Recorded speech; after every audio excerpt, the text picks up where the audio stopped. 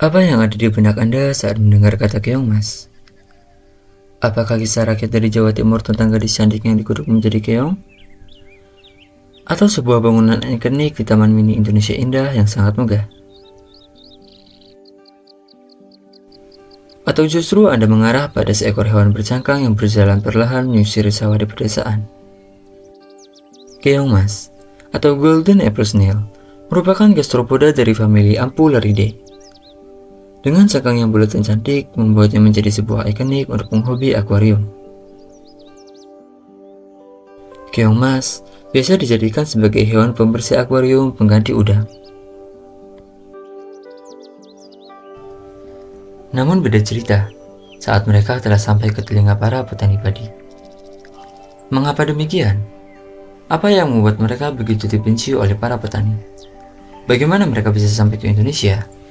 Dan seperti apa siklus hidup mereka?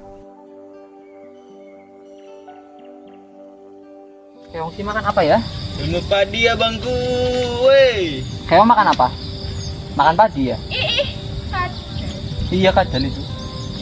Kadal makan itu kan makan keong? Ora. Kadal sih makan apa tuh buat? Sebelum mulai, izinkan kami perkenalkan diri terlebih dahulu. Ini Fikrotunisa dengan NIM A0A0230012. Ini Zidan Arya Asari dengan NIM A0A0230051. Ini Diasila Utami dengan NIM A0A0230086. Dan ini Anistia Pramustin dengan NIM A0A0230093.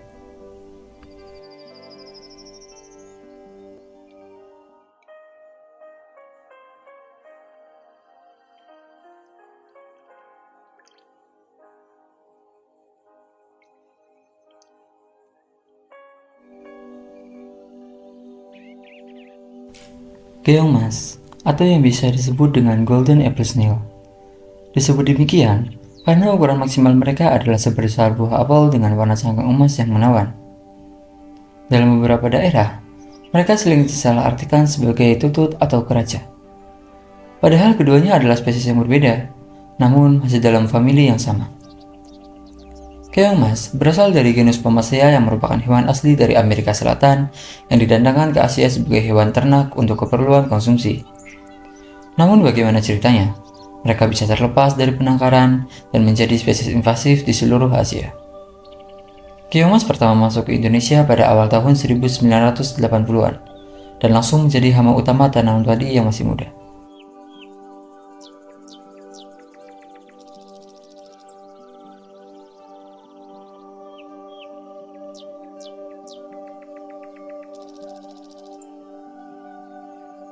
Persebarannya di Indonesia cukup meluas. Di mana sungai mengalir, di situ mereka ada. Pulau Jawa adalah pulau dengan jumlah variasi terbanyak di Indonesia. Saat musim kemarau, keong mas akan dalam masa estivasi. Mereka akan kembali terbangun saat mereka merasakan kehadiran air. Di saat itulah, mereka akan langsung makan atau sibuk mencari pasangan dan kawin.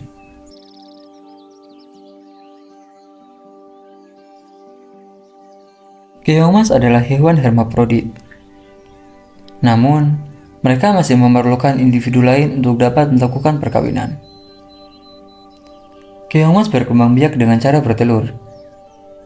Biasanya, telur mereka terletak di tanah, batu, ranting kayu, hingga batang tanaman padi. Telur mereka bergerombol seperti buah beri yang sudah matang. Telur akan menetas saat berumur 2 minggu dan akan berubah menjadi larva yang memakan fitoplankton di air. Keong mas mencapai masa dewasanya saat berumur 2 bulan dan dapat hidup hingga 3 tahun lamanya. Keong mas yang mati akan meninggalkan cangkang mereka kosong dan biasa ditempatkan oleh binatang lain untuk tempat bertinduk.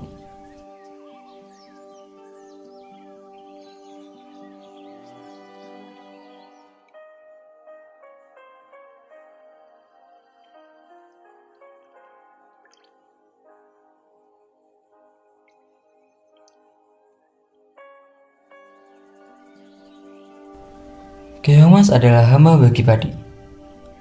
Mereka biasa makan tanaman padi yang masih muda dan membuat kerusakan yang cukup parah di sektor pertanian.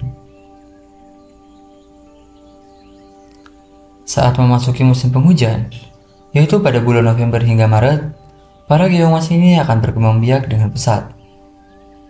Mereka akan hadir dan menghabiskan tanaman padi yang masih dalam masa pertumbuhan.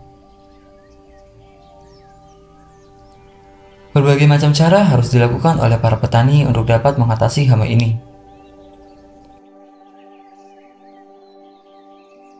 Ada yang memancing mereka dengan meletakkan makanan di pinggir sawah dan memunguti keong yang terpancing ke makanan tersebut. Ada juga yang mengambil satu persatu keong dewasa dan telur-telurnya. Bahkan, ada yang menggunakan pestisida kimia anti moluska untuk membuat mereka tidak dapat berkembang biak. Selain itu, penggunaan bebek sebagai musuh alami mereka juga sering dilakukan oleh para petani tradisional. Metode ini adalah win-win solution, karena bebek kenyang, petani pun senang. Metode ini sudah banyak digunakan di berbagai negara di Asia, seperti Vietnam, China, hingga Indonesia. Selain bebek, predator keongmas sendiri juga ada di dekat kita, yaitu manusia. Karena apa sih yang gak kita makan?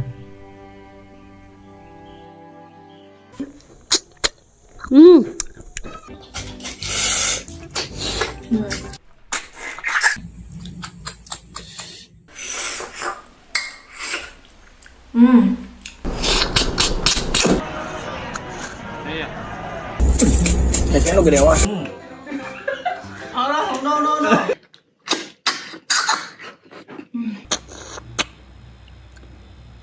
Gila, langsung masuk ke dalam.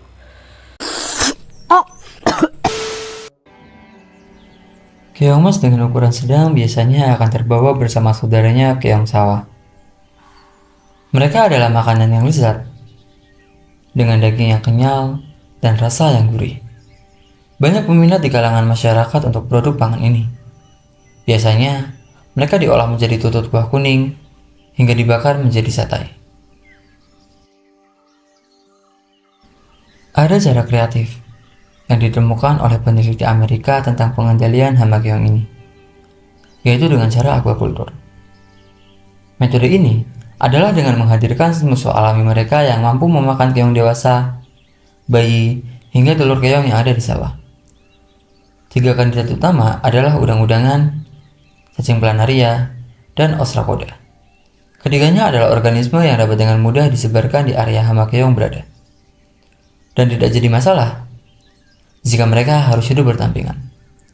Karena mereka adalah predator, maka mereka akan sangat senang bila bekerja sama dengan para petani untuk membasmi hama keong.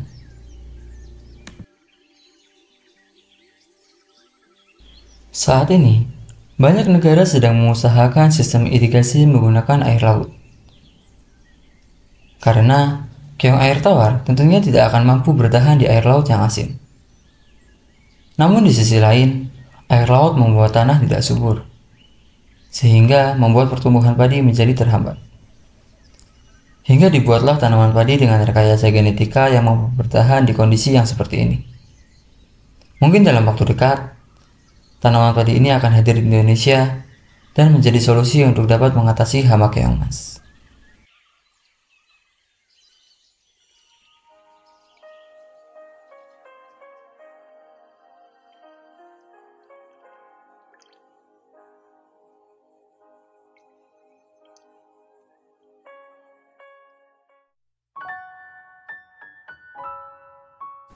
Dari keongmas kita belajar bahwa setiap individu selalu memiliki 2 sisi di mata manusia. Di mata para petani, keongmas adalah hama yang tidak diinginkan kehadirannya. Sehingga berbagai macam cara dilakukan untuk dapat menyingkirkannya dari lahan pertanian. Di sisi lain, bagi pecinta aquascape, keongmas adalah hewan ikonik yang dapat menjadi pembersih sekaligus memperindah tampilan akuarium dengan warna emasnya yang menawan. Hingga pada akhirnya, kita juga belajar bahwa kita harus pandai dalam memilih tempat di mana kita berada. Kita akan dihargai di tempat di mana kita diinginkan, dan kita akan dibuang di tempat di mana kita tidak diinginkan.